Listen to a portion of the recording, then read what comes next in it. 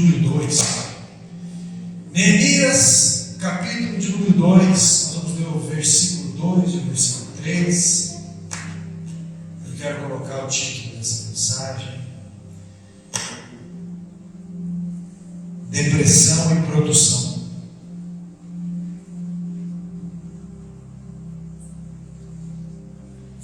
Neemias, capítulo 2, versículo 2 e 3, diz assim, a minha tradução: Então o rei me disse: por que o seu rosto está triste, se você não está doente? Isso tem de ser tristeza no coração. Então eu fiquei com muito medo e lhe respondi: que o rei viva para sempre. Como não estaria triste o meu rosto, se a cidade onde sepultaram os meus pais está em ruínas e os seus portões foram queimados?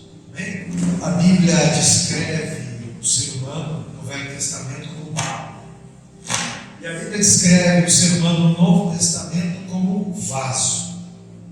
Ambos são frágeis.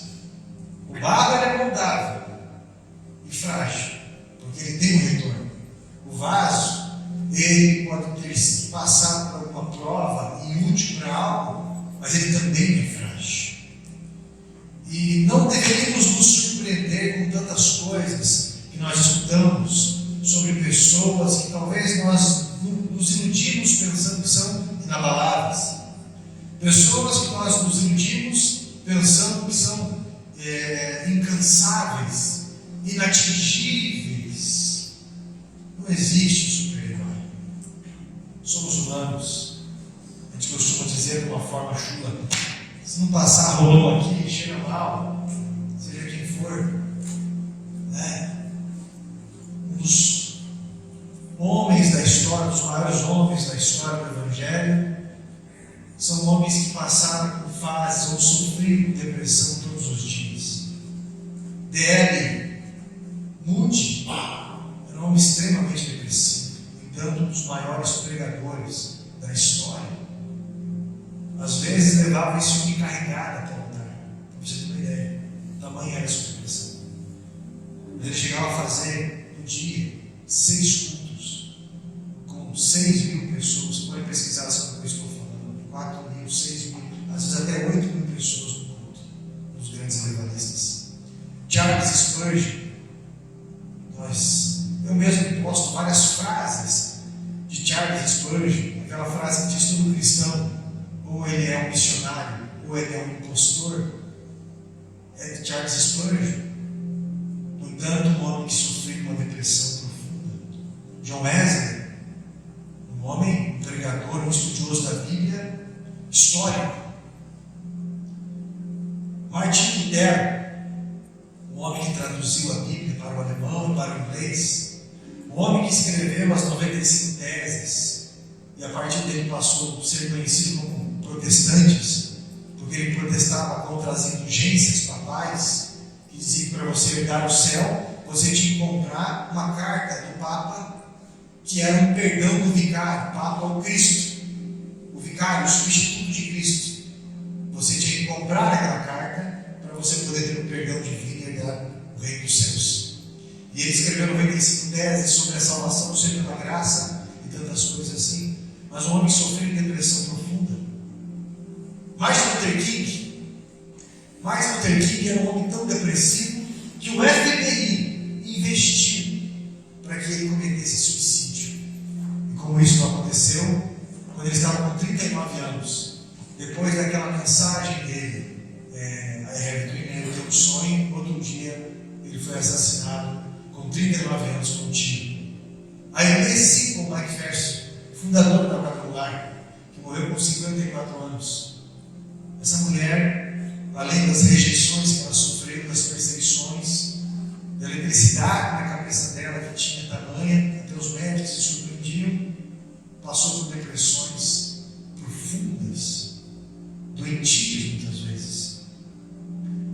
O pastor C.S. Lewis, talvez alguém já leu o livro dele, casou-se tarde e a sua esposa morreu cedo. E ele escreveu um livro brigando com Deus. crises e depressão terríveis, terríveis, terríveis. Irmão, quando você olha para a Bíblia, você vai ver Moisés, as crises que ele teve, a tal ponto da sua exaustão ser tamanha, que ele perdeu a estribeira, deu uma cajadada de uma forma que não deveria dar, perdeu uma bênção aqui por conta disso. Você vai ver Davi, um homem que é considerado segundo o coração de Deus, tamanho era a sua ligação com Deus e tantas coisas, pagou o preço sim, pelos seus erros, consequências do pecado sim, mas no Salmo 51, ele relata um período de extrema depressão, extrema. Ele fala para Deus: devolve-me a alegria da tua salvação. Embora Jesus fosse e é Deus, a condição humana dele deixou bem claro para a gente a fragilidade desse vaso, a fragilidade desse barro.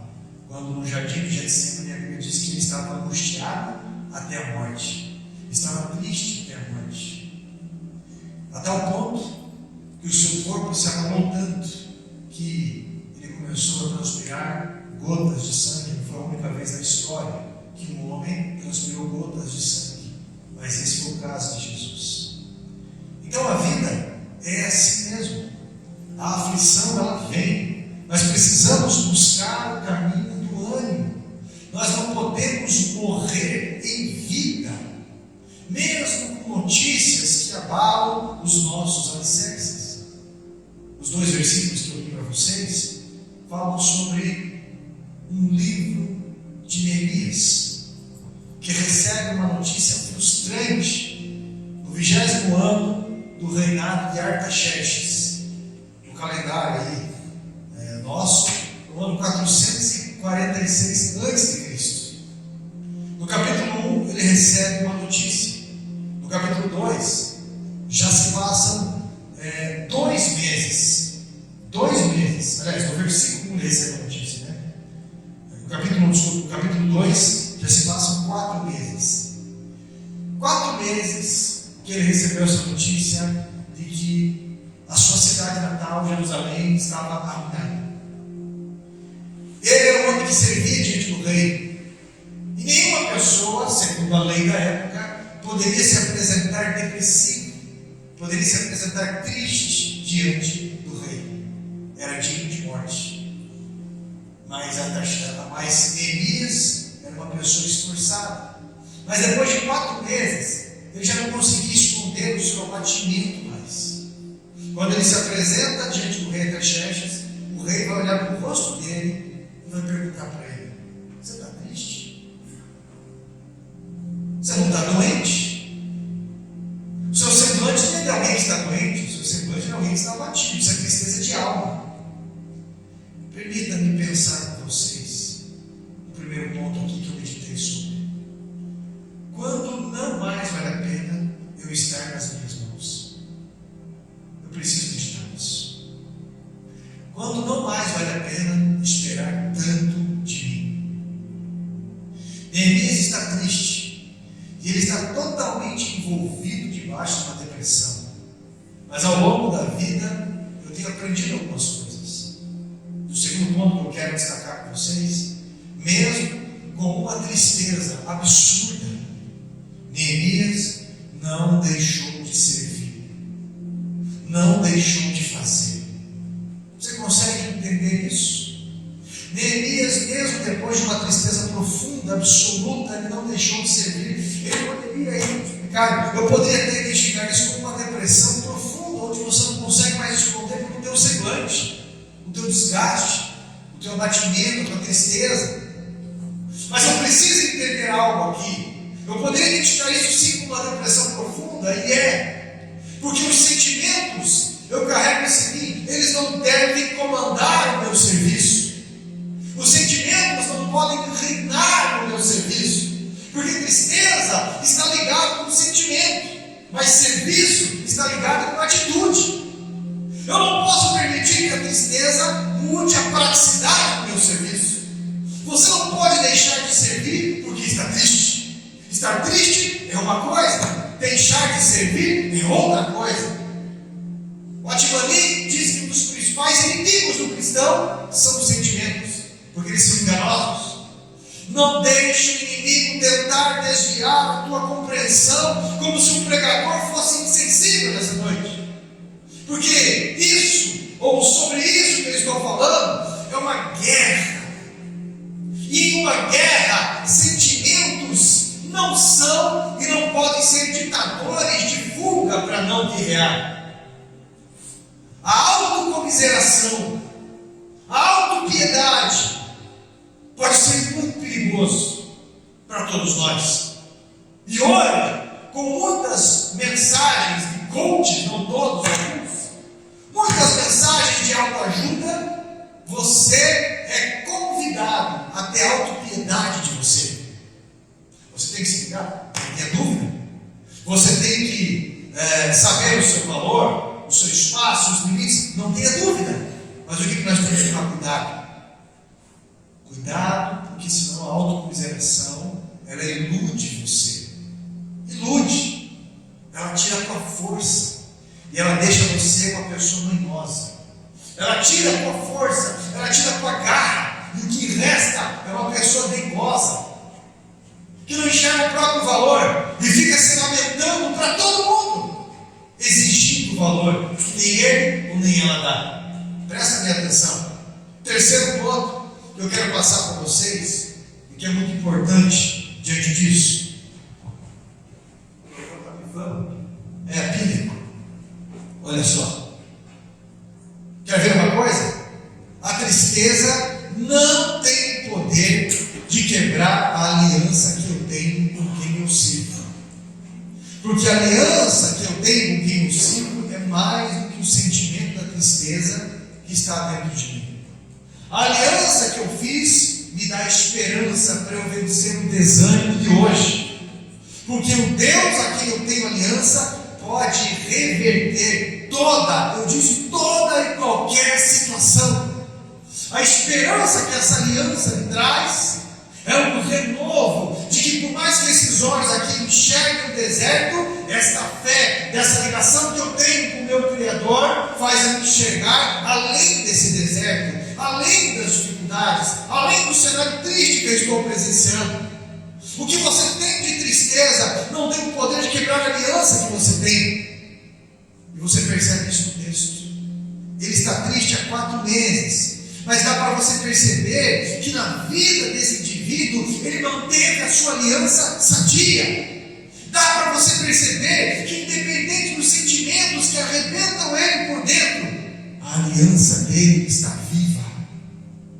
Por acaso você todo dia está animado no seu casamento? Por acaso todo dia você está animado no seu trabalho? Por acaso todo dia você está animado com o teu corpo? Todo dia você está animado com a sua fé? Todo dia você está animado? Todo dia? Com certeza não. Mas a maturidade faz você entender que você tem que ser valente e que por hoje você precisa ser forte por aqueles a quem você ama e por um objetivo maior. Você não pode quebrar a aliança por conta de sentimentos. Dá para você entender que a aliança com que você serve é muito mais forte do que os sentimentos que avassalam você por dentro? Em Mateus 26, 37 a 38, começou Jesus a entristecer-se e a angustiar-se e disse: a minha alma está profundamente triste até a morte. Pai, se é possível, passa de mim esse cálice, mas não seja feita a minha vontade, mas a sua. Jesus, mesmo triste, ele continuou o serviço, porque a voz com quem eu tenho esse serviço, nessa aliança, grita muito mais alto do que o som de tristeza que borbulha na minha rotina. A aliança com quem você tem, com quem você serve é maior. Eu estou falando com cristãos que muitas vezes você está precisando de um abraço e você tem que dar um abraço. Muitas vezes você está querendo ter atenção, mas você tem que dar atenção. Isso tem que ficar muito bem definido dentro da nossa alma. Isso tem que ter grande valia dentro do nosso contexto de vida. A tristeza não pode me afastar do meu ofício. 4 meses triste, mas praticando o que eu fui chamado para fazer. 4 meses, de repente não dormindo bem. 4 meses, de repente não se alimentando devidamente. 4 meses, possivelmente chorando, com um semblante talvez que não condisse com as minhas práticas, porque o que eu pratico não está sendo influenciado pelo que eu sinto. O meu semblante expressa a minha guerra, mas a minha prática reflete aonde eu vou chegar, reflete aonde eu creio que eu creio. Eu estou todo arrebentado por dentro, mas eu não deixo de praticar a minha fé, eu não deixo de praticar o meu ofício. E como diz em Hebreus 10, a partir do versículo 35, aliás, mais especificamente o 36, ele vai dizer que o justo viverá a sua fé. Viver a fé. Quantas vezes você entrou para dentro da tua casa, para dentro de um templo? Quantas vezes você foi no teu trabalho, meu irmão, todo arrebentado, quebrado, e aí no seu lugar, ainda assim você levantou as suas mãos, você orou a Deus, você agradeceu, pela fé você cantou vitória. Se você tiver que tocar algum instrumento, você vai tocar. Se você tiver que servir a Santa Ceia, você vai servir. Se você precisar sorrir, você vai fazer isso. Se você precisar levar uma mensagem, você não vai fugir disso. Porque a tua fé que te mantém em pé, é o que você acredita que mantém você em pé, e não em circunstâncias que você está passando. Se você precisar dar testemunho, você vai dar testemunho. Porque eu me nego a ser escravo do meu cansaço. Eu me nego a servir a minha vista. Eu me nego a parar de estar sendo dirigido pelo Espírito Santo e ser guiado então pelos sentimentos. Eu acredito em quem eu sirvo. A tristeza não pode me afastar da comunhão com quem eu sirvo. 4 meses, todo dia servindo o rei. 4 meses. Se me procurarem, vão me achar. Porque eu não me tranco no meu quarto, porque eu não me isolo. 4 meses. Se me ligarem, eu vou atender. Quer oração? Vamos orar. Quer encontrar? Vai encontrar. 4 meses. 4 meses. Se você procurar, você vai achar Neemias. Será que você está entendendo o que Deus está falando aos nossos corações? Dizem que a depressão é um mal do século. 4º ponto. Deus está te dando uma resposta hoje de algumas pregações da alma. Presta atenção. Não é a tristeza que reina, é Jesus que é o Rei absoluto. Quando isso é bem resolvido dentro da gente, a gente vive melhor. Porque tem gente que está deixando a decepção reinar. Tem gente que está deixando a mágoa reinar. Tem gente que está deixando a tristeza, a revolta reinar. E nas suas atitudes já está contaminando outras pessoas. O nosso serviço, ele tem que ser sadio. Tem que ser sadio. Nós estamos vulneráveis às más notícias da vida, meu irmão. Se Jesus falou que no mundo teremos aflições, quem somos nós para dizer que não? Mas em seguida ele também disse: tenha bom ânimo, eu venci o mundo. Porque aquele a quem eu sirvo não me priva de receber notícias ruins. Não me priva. As notícias desfavoráveis mostram para mim quem eu sou, não é? Quem eu sou. As notícias desfavoráveis mostram para mim a minha fé, em quem eu me apoio. As notícias desfavoráveis mostram se eu sou otimista, fiel ou não. Se eu sou alguém que na hora da aprovação dobra o meu joelho e oro, ou eu xingo alguém. Nas notícias ruins, nós vamos ver o que sobra. O que sobra. O que eu vou dizer para mim amanhã? Qual a resposta que eu vou dar para mim? O que eu vou acreditar? O que eu vou? Eu achei interessante, estava passando por um lugar e eu vi escrito a letra de uma música. Não é uma música gospel, mas um trecho diz assim. Era uma música que naquele momento estava falando sobre esperança, para levantar a cabeça. E ele disse algo bem interessante, disse assim: até do lixão nasce flor. Talvez você conhece. Até do lixão nasce flor. Eu achei interessante isso. A crise de identidade não é porque as pessoas ao redor não sabem quem eu sou. A crise de identidade é que, na verdade, eu não sei quem eu sou. E isso que está acontecendo com você não é para as pessoas te conhecerem, é para você saber quem você é. Porque você que está com crise, é você que está com crise. E nós estamos sendo ensinados sempre em alguns lugares a culpar todo mundo, mas na verdade ninguém tem um passado fácil. Nenhum de nós tem um passado fácil. Não existe um relacionamento fácil.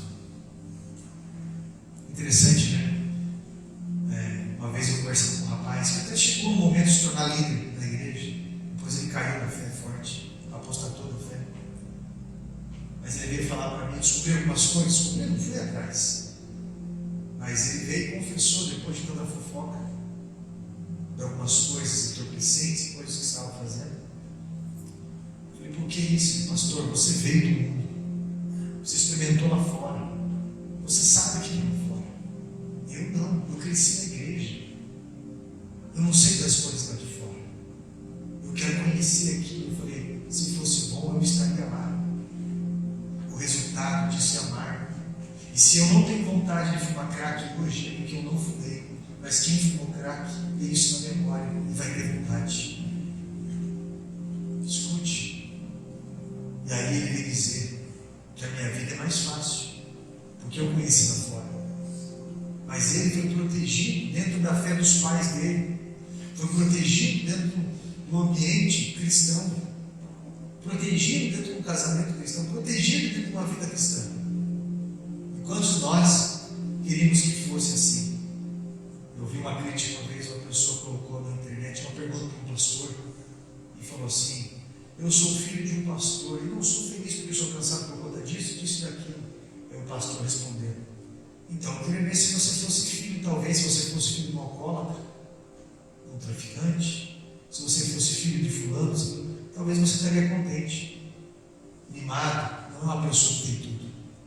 Mimado é uma pessoa que não valoriza o que tem e acha que todo mundo tem a vida mais fácil do que ele e do que ela. Ninguém tem um passado fácil. Mas a pessoa humilde, ela vai entender que a Bíblia, ela não é uma janela. A Bíblia é um espelho. Quando você olha para ela, ela vai refletir em você. Que você tem que mudar o melhor.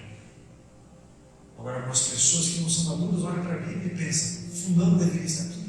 Isso é para ciclano, isso é para Beltrano só. Mas na verdade, Deus está falando com todos nós. Todos nós.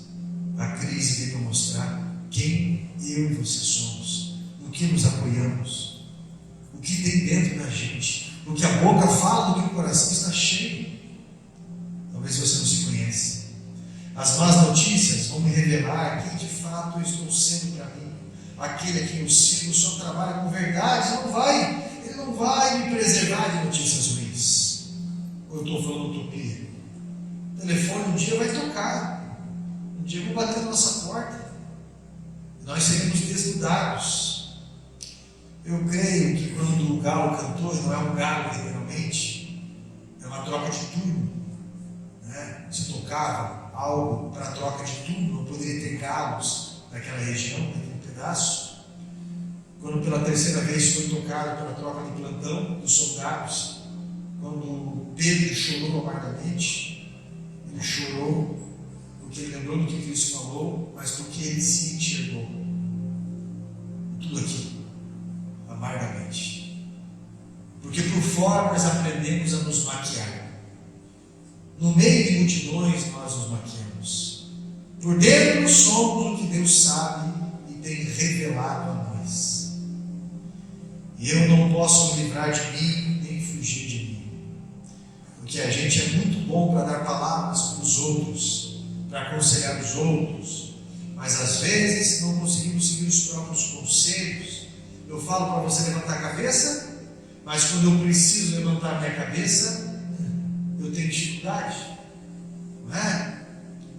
Eu perco a capacidade de levantar minha cabeça. Eu preciso entender e ter humildade de reconhecer que todos nós precisamos ter uma fé que nos coloque em pé, porque é a mesma fé que nos faz vencer, nos faz resistir nos dias difíceis.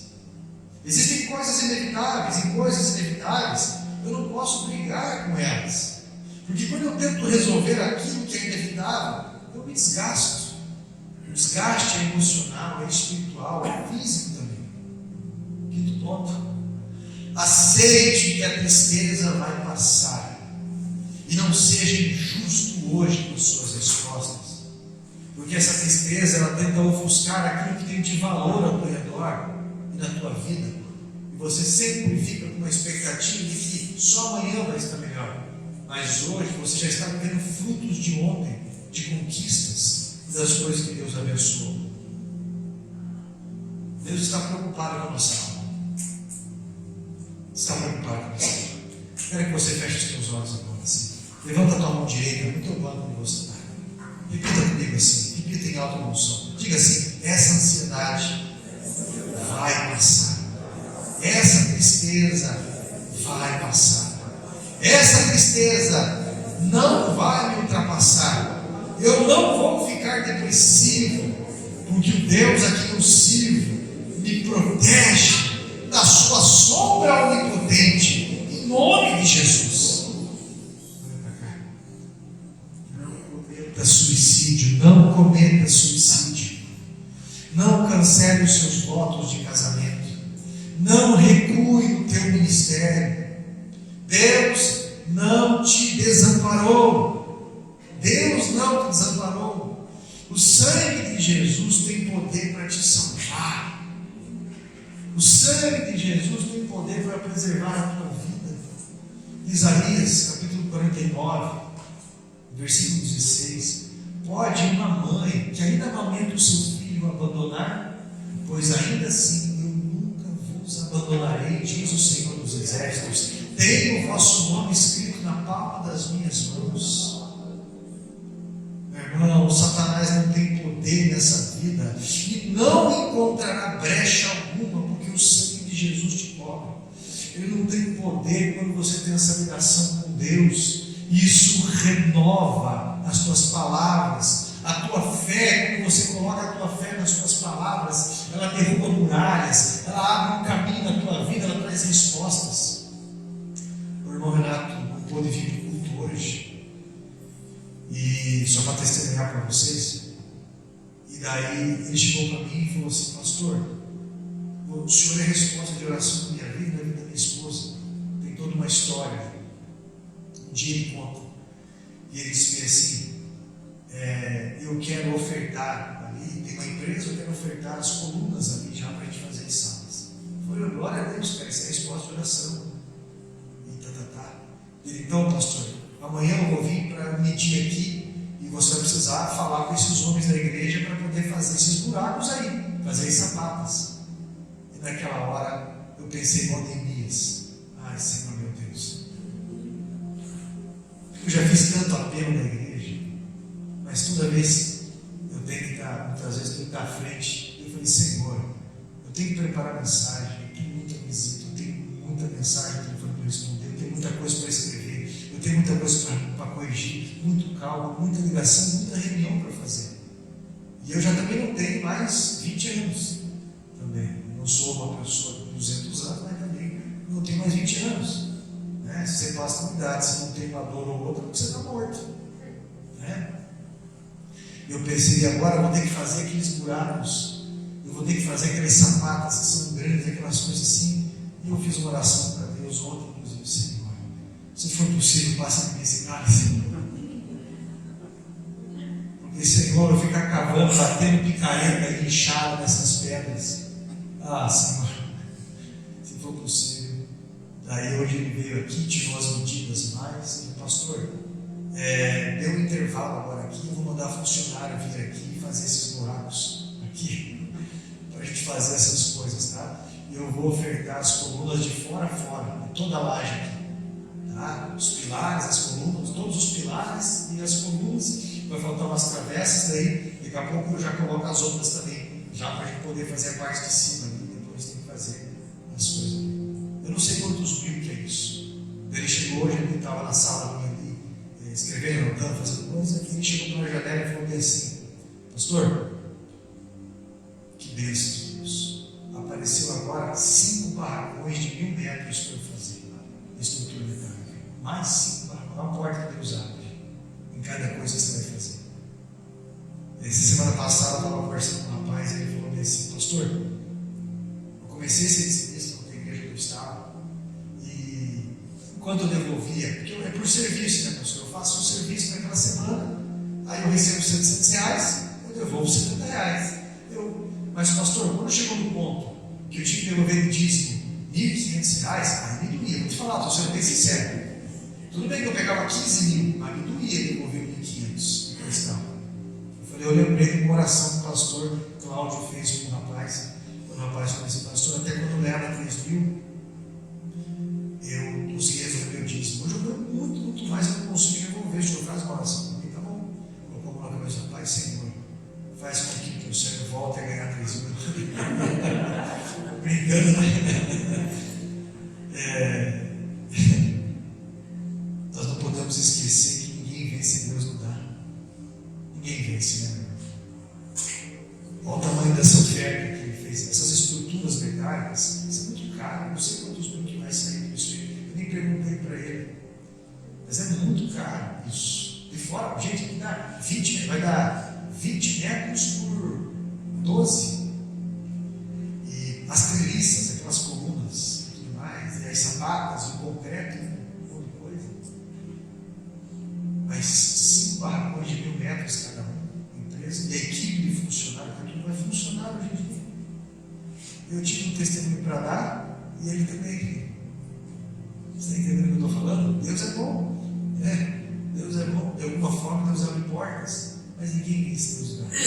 Deus, Ele nos indeniza, Ele nos abençoa. Ele faz isso para a gente. 4 meses. 4 meses. E o de Neemias vai até o rei. O rei percebe algo nele. E você vê que o que você tem na mão não vale. O que ele carrega na mão não está valendo nada para o rei. O rei está enxergando o que ele tem nas mãos dele. O rei está olhando para o rosto dele. Rosto ou bandeja?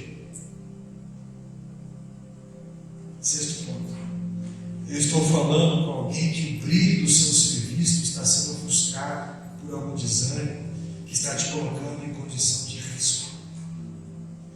Qualquer servo do rei, como eu disse, não poderia se apresentar diante dele triste, mas não dava para esconder mais.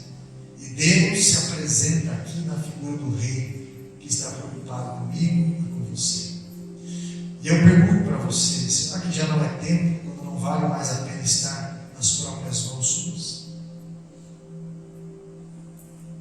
O que quer que eu te faça? O que está acontecendo? Foi exatamente o que o rei perguntou para ele. O que está tirando a tua qualidade? O que dá tanto medo em você que você desconfia de Deus a ponto de Ele não prover na tua vida? Ou a ponto de Ele não saciar você? Você deve procurar palavras para se expressar o mais sincero possível para Deus, para que Deus entre com providência na tua vida. Neemias diz que a sua cidade natal estava destruída e que ele desejaria reconstruir a cidade. Olha que coisa incrível. Um mordomo, alguém que servia o rei apenas, e o rei, com todo aquele poderio, ele mandou oficiais do exército para acompanhar Neemias. Olha só, 50.000 homens. Gente, 50.000 homens junto com o rei para construir uma cidade. Profetas. O rei mandou uma carta que lhe abriria portas por onde ele passasse. Homens também instruídos na palavra de Deus, como Esdras, seguiram ele. Zorobabel, profeta Zacarias,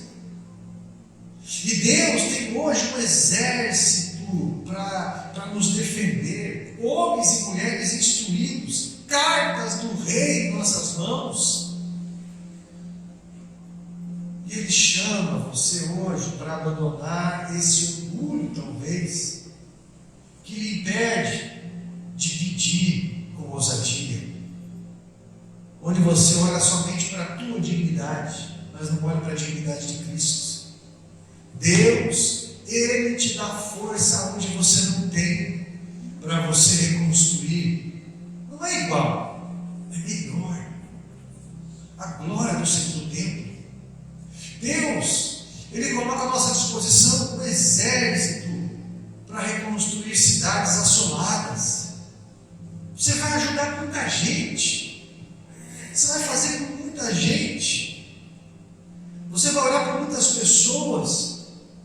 Essas mensagens que eu envio pelo meu grupo de transmissão, ali no meu WhatsApp, vai para algumas pessoas no Facebook. Esses dias o meu irmão pregou um rapaz que ele nunca veio no culto aqui, mas ele me mandou uma mensagem agradecendo e me contando como essas mensagens têm efeito na vida dele e como isso tem ajudado ele a não tombar na vida e estar indo há quase 8 anos já.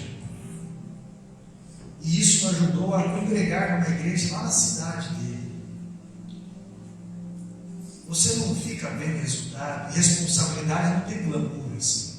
As pessoas gostam de ver resultados na vida, mas a responsabilidade ela não tem muito glamour. Você vai para a tua casa, você vai para o teu trabalho, você trabalha, você vai para casa, você não vê muito glamour. Você vê glamour em certos resultados. Se você tiver um carro, uma casa, uma família bonita, você bem estruturado, aí você, mas na hora da responsabilidade não tem glamour. Você sabe disso, você está desgastado. Não é? E às vezes o glamour ele vem só depois que você morre, quando aparecem alguns resultados, né? Reconhecimento, tantas coisas assim. Não é? Você, meu irmão, vai ajudar muita gente com as contas. Ninguém falando amém. Isso é importante. A Bíblia diz que é melhor dar do que receber. E quem dá, tem. Não é verdade? Você vai ser uma referência de Jesus para um monte de pessoas por onde você passar. Também na igreja. Não esqueça que aquele que está contigo é muito maior. Muito maior. E Ele que está chamando você para olhar além da pedra do sepulcro. E quando você lê o livro de Neemias, você vai ver que aquela cidade ela é reconstruída. As portas da cidade, como eu falo, portas são portas gigantes que protegiam a cidade. Você vai ver que o templo ele é construído. Você vai ver que a população volta para morar ali. Você vai ver, meu irmão, que a promessa é cumprida. Mas por causa de um homem, começando por um homem que começa a orar a Deus. Um homem que tem ousadia de falar diante do rei. Um homem que tem ousadia de fazer um projeto de vida, de pedir, porque Deus, Ele já deixou tudo preparado. Você sabe o que é a minha e a tua oração? A nossa oração, ela só é um despertar da vontade de Deus. Por isso que eu tenho que aprender a orar a Bíblia. Quando eu oro a palavra de Deus, a bênção que já está represada, ela só está esperando para ela ser derramada na minha vida. E tem muita gente que não recebe essas bênçãos que estão represadas porque não conhecem a palavra de Deus. Não conhecem. Então, meu irmão, minha irmã, você precisa conhecer quem você é. Talvez você só é um ouvinte que fica sentado, sempre escutando o que Deus tem para mim. O que Deus tem para mim. Mas a tua vida não tem sido transformada por falta de atitudes de responsabilidade na fé, no tempo, no ministério. Todo cristão tem ministério. E o ministério é de servir. E isso não pode fugir da qualidade. Neemias, mesmo triste, ele não tinha desculpas. Ele tinha posturas. Mesmo com toda a limitação dele, ele teve uma postura digna. E Deus o usou para fazer frente, enfrentar críticas e tantas opiniões onde eles trabalhavam com a ferramenta de um lado e a espada na outra mão, mediante a tudo que estava acontecendo. Deus te fez guerreiro, meu irmão. Deus te fez guerreira, minha irmã. E a tua capacidade é muito maior. Não desconfie de Deus, que é provedor. Não desconfie de Deus, que é muito maior. Tapa os buracos da vida. Restaura as portas de Jerusalém. Construa o templo. Deus está chamando você. Porque não existe a palavra aposentadoria na Bíblia. O que existe é renovo. Você só muda de etapa na tua vida. E alguma etapa da tua vida já passou. Hoje é momento de passo de confiança mediante a palavra de Deus. O que passou não pode ser mudado. Mas a postura hoje, ela vai transformar toda a realidade. E Deus vai transformar, meu irmão e minha irmã, essa tristeza, vai transformar ela em alegria, em satisfação. E você vai passar por essa fase. E você vai poder dizer para alguém que você já passou por esse deserto e que Deus é fiel. E que essa pessoa pode ficar tranquilo. Não precisa tirar a vida. Não precisa cometer loucuras. Porque quando você está ligado a Deus, Ele conserta tudo ao redor. Ele condiciona tudo ao redor. Até na vida daquele filho, daquela filha. Ele alcança o teu marido, Ele alcança a tua esposa, Ele alcança toda a condição. Deus é Deus. Ele move todas as coisas. E todo cristão, meu irmão, de verdade, ele conhece. Ele tem um testemunho pessoal com Deus. Porque Deus muda a vida de pessoas. Ou talvez você não está vivendo o Evangelho de verdade. Porque o Evangelho verdadeiro, ele muda as realidades. Por isso se chama conversão. Andar para uma direção, de costas para a opinião de Deus. E aí você ouve a voz dele. E houve uma conversão. Você passou a caminhar diante dele, olhando para ele, se aproximando da luz dele. E a vida só tem quando nós nos achegamos até ele. Você está percebendo alguém com algum fardo pesado? Ajude, porque isso é Bíblia. E a Bíblia diz: carregai os fardos uns dos outros e assim cumprireis a lei. Essa é a vida do cristão. Neemias não fez por ele, principalmente. Ele fez por todos. É um corpo, meu irmão. Não esqueça, Deus quer sarar a tua vida, começando dentro de você, por um princípio que talvez está acomodado. Como não passa disso? Resumir a vida cristã numa rotina de só vir no culto e voltar para casa. Deus está chamando você para dar passos de fé e mudar não só a vida tua, mas aqueles que estão ao teu redor. Respostas diferentes que você terá, não tenha dúvida. Deus já mandou a carta, já há um exército disposto. E quando você dá o passo, Ele começa a enviar pessoas qualificadas para te ajudar. Amém? Eu quero convidar você a ficar em pé. Eu vou orar por você neste momento. Coloca a mão no teu coração. Eu não sei como é que está o teu coração diante desses desafios. Mas eu sei que a palavra de Deus ela vem de encontro a todas as nossas necessidades, frustrações, alegrias, empolgações. Tenha ânimo e tenha palavras de ânimo, palavras de fé. E você vai ver que a tua vida vai mudar. Eu vou orar por você. E você está diante do Rei, está diante de Jesus, está diante do Pai. E no nome de Jesus, você vai falar para Deus o motivo da tua tristeza, do teu cansaço, da tua frustração. O motivo da tua alma está angustiada. E você vai pedir algo para Deus. Deus ouve a tua oração. Deus maravilhoso e santo, eis aqui a tua igreja, Pai. O Senhor sabe o que há na vida de cada um dentro do coração. E o Senhor pode, meu Deus, sarar as feridas. Talvez alguém aqui está vivendo as consequências de um pecado. Talvez alguém aqui está vivendo as consequências do orgulho, de uma dureza. Talvez é apenas uma provação. Mas, Senhor, independente de qualquer coisa, o Senhor é Deus que supre. O Senhor é Deus que cura. O Senhor é Deus que diz que se estivermos sobrecarregados, nós podemos ir até o Senhor. O Senhor vai nos aliviar. E também nos aconselha a conhecer sobre o Senhor, para achar descanso na alma. É o que nós estamos buscando, conhecer o Senhor. Então nos ajuda, Santo bálsamo sobre as nossas almas, sara-nos como corpo e nos embala para o teu propósito gigantesco, grande, incrível, Deus maravilhoso e santo. Eu peço essa tua bênção, meu Pai.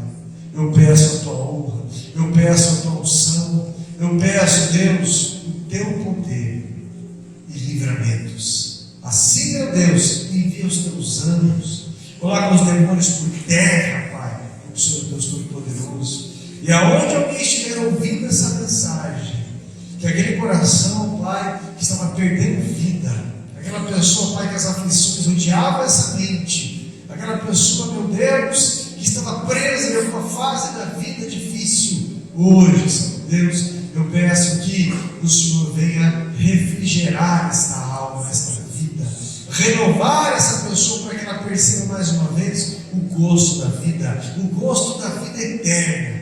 Essa é a nossa oração, agradecidos, ligando aos céus, em nome de Jesus. Amém?